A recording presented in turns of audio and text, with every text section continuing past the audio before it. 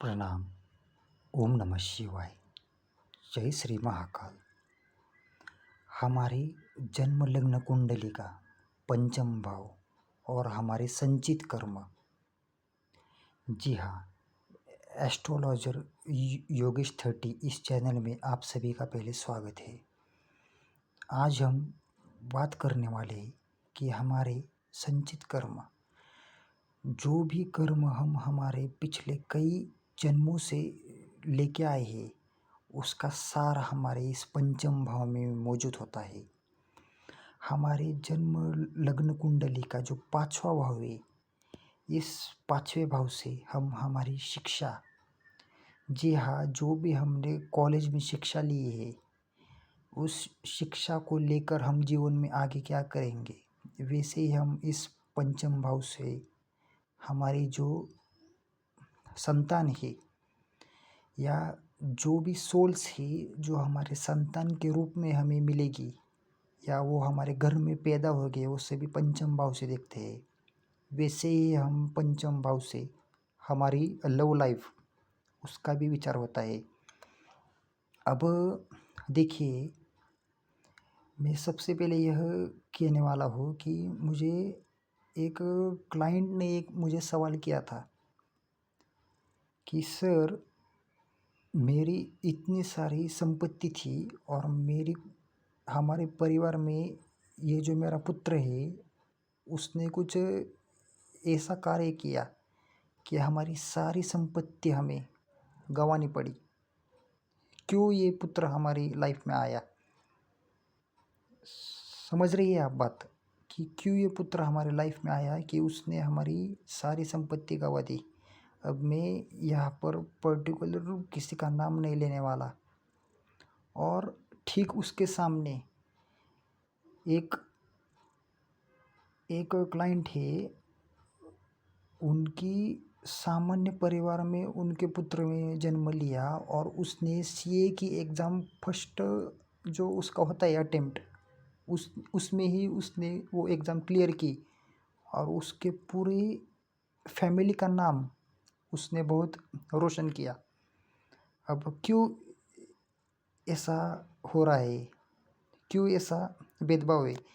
जहाँ पर किसी का संतान उसकी पूरी उसने फैमिली को सारी संपत्ति गंवा दी, और कहीं पर ऐसा संतान कि जिसने पूरी फैमिली का नाम अपने समाज में, मोहल्ले में अपनी पूरी फैमिली का झंडा गड़ा दिया। तो इस सभी का सारा हम पंचम भाव से देखते हैं। ये आपके संचित कर्म है और जो प्रारब्ध कर्म है वो हमारी कुंडली के 9th हाउस से देखे जाते हैं और हमारे संचित कर्म हमारे 5th हाउस से। तो आपके घर में जो भी आपके संतान के रूप में आए हैं, वो आपका संचित कर्म है। या तो वो आपको कुछ देने के लिए आया है या आपसे कुछ लेने के लिए आया है। ऐसे भी हम हमारे पंचम भाव से देखते हैं।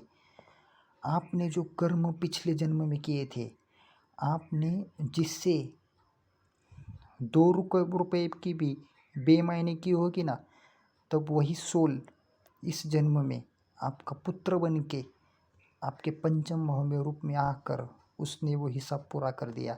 बाकी कुछ नहीं, ये सब हमारी कुंडली, हमारे कर्मों का हिसाब है।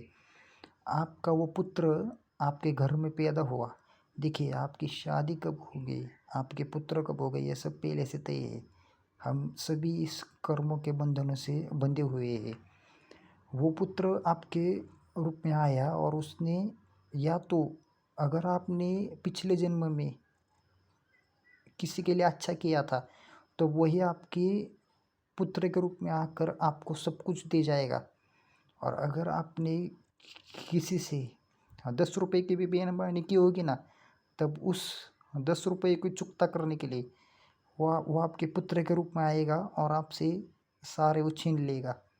यही हमारी कुंडली के पंचम भाव का सार है।